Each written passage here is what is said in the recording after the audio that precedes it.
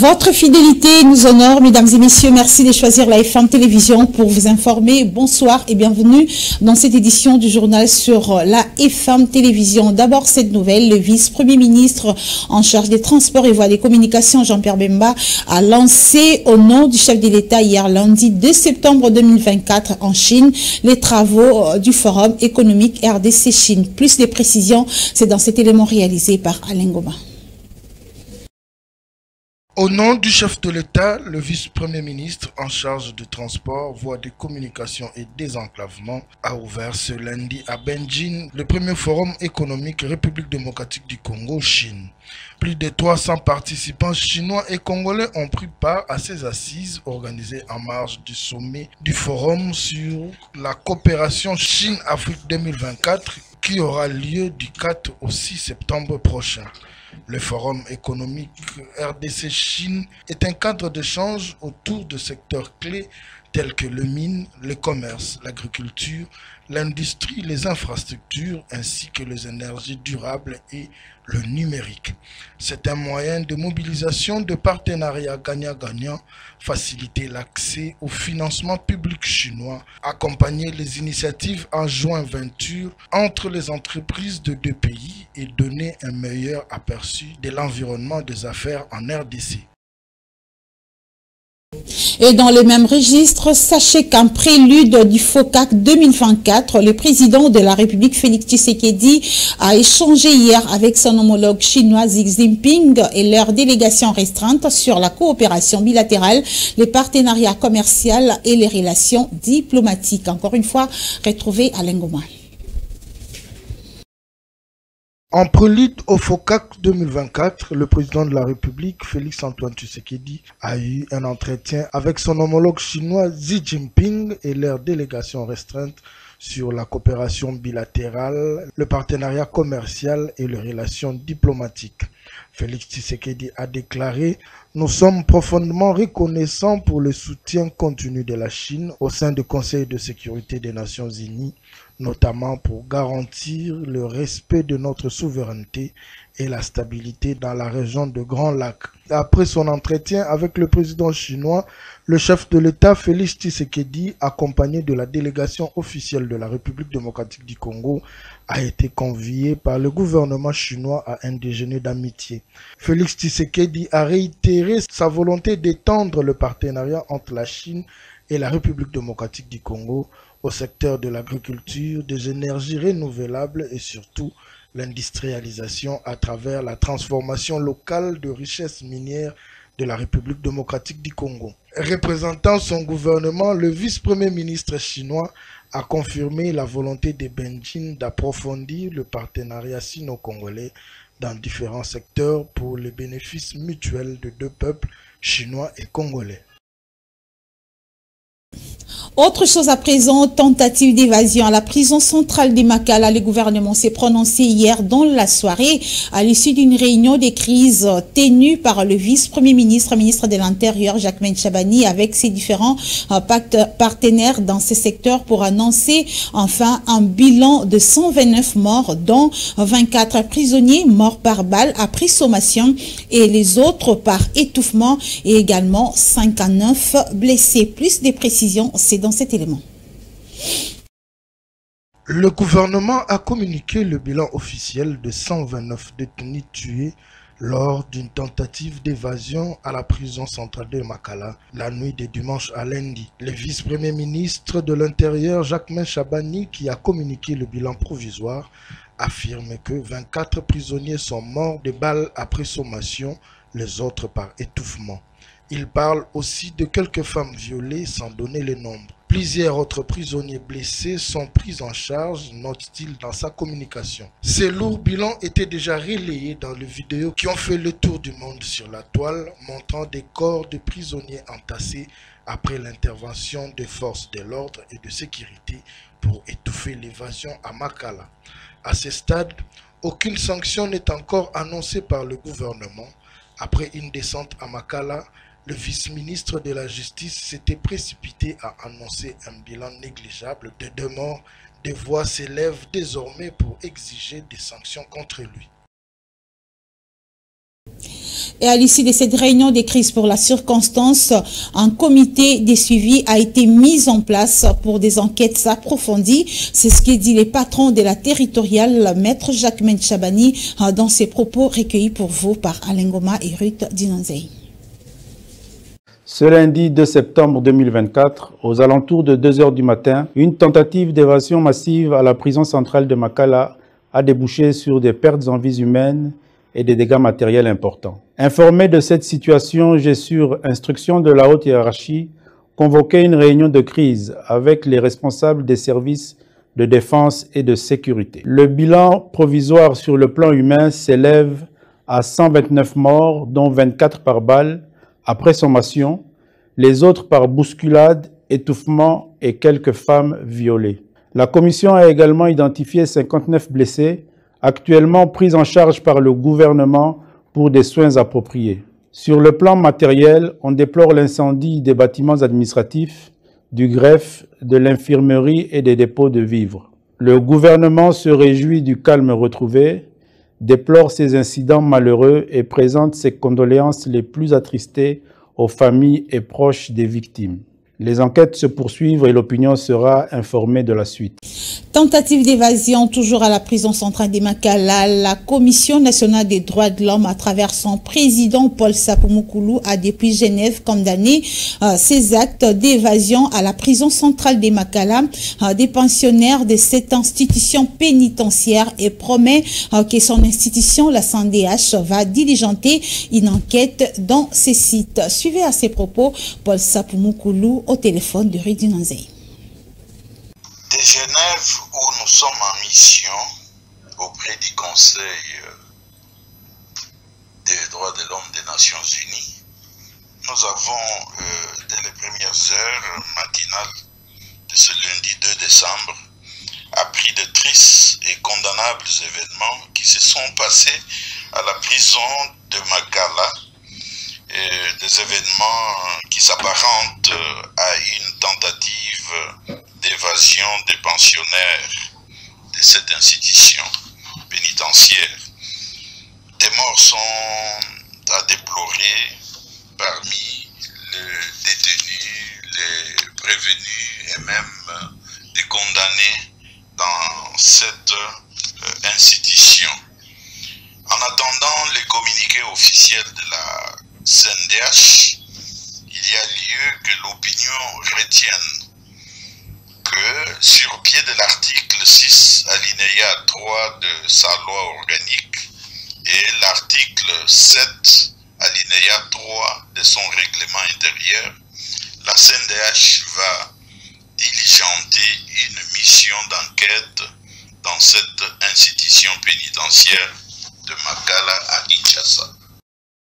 Et chose promise, chose due, la Commission nationale des droits de l'homme de la République démocratique du Congo a déployé ce mardi une mission d'enquête indépendante à la prison centrale de Makala à Kinshasa pour évaluer l'étendue des dégâts et établir les responsabilités après la tentative d'évasion qui s'était produite dans la nuit du 1er au 2 septembre 2024 dans ce centre pénitentiaire.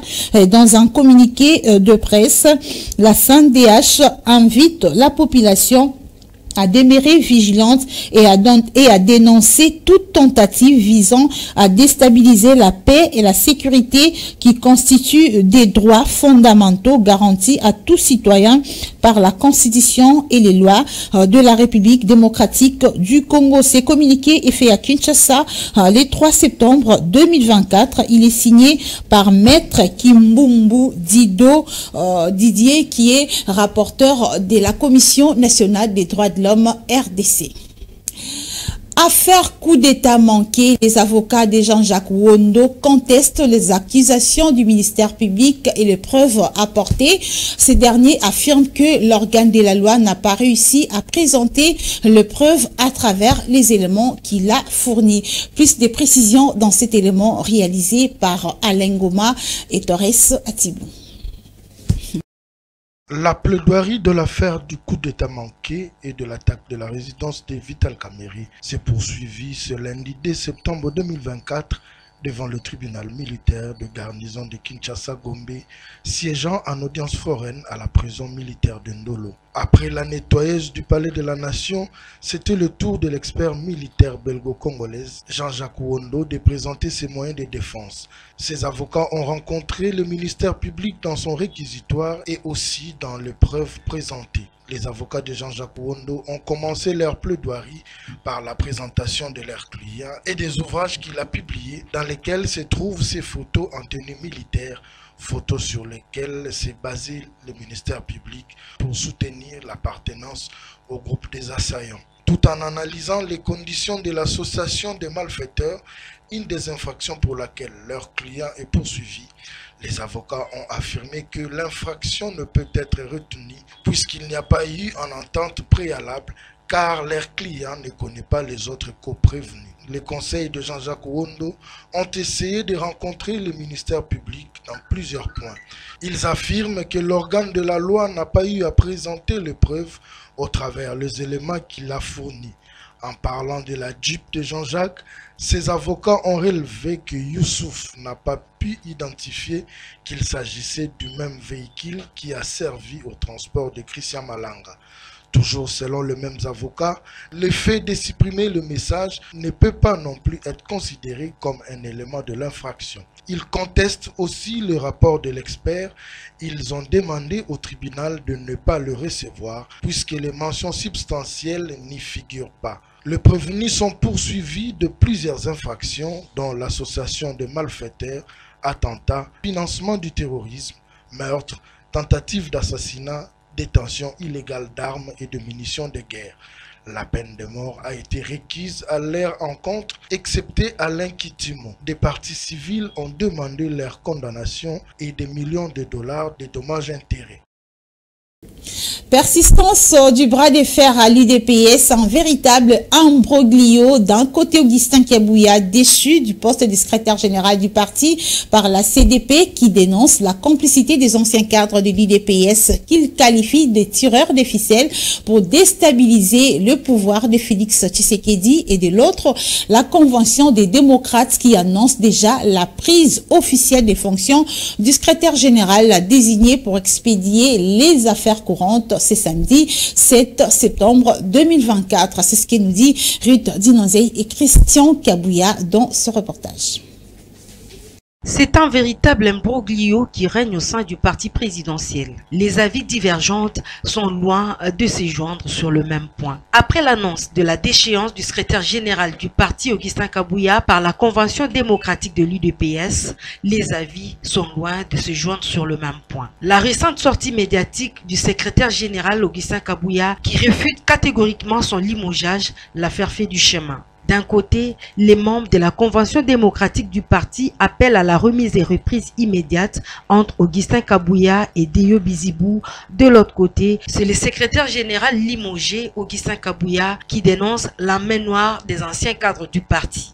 Augustin Kabouya accuse les anciens secrétaires généraux Bruno Chibala, Valentin Moubake, Belchika d'être à la base de la dissuasion au sein de l'UDPS. À l'en croire, ces personnes citées ont pour objectif de déstabiliser le pouvoir de Félix Tshisekedi et l'Union pour la démocratie et le progrès social. Malgré ce bras de fer, pour la CDP, en attendant la nomination d'un nouveau secrétaire général, cette structure a désigné le secrétaire général adjoint en charge des questions politiques Deyo Bizibou pour assumer les fonctions des secrétaires généraux. C'est à quoi Augustin Kabouya Chilumbu s'oppose farouchement. Augustin Kabouya a souligné que son pouvoir n'émane pas de la Convention démocratique du parti et il a rappelé qu'il a été nommé secrétaire général depuis mai 2019, tandis que le Congrès lui a confié les fonctions de président national afin qu'il assume l'intérim de Félix-Antoine Tshisekedi. C'est une véritable zone de turbulence qui s'installe au sein de l'UDPS. Le nouveau secrétaire général qui assume l'intérim a annoncé qu'il va prendre ses fonctions officiellement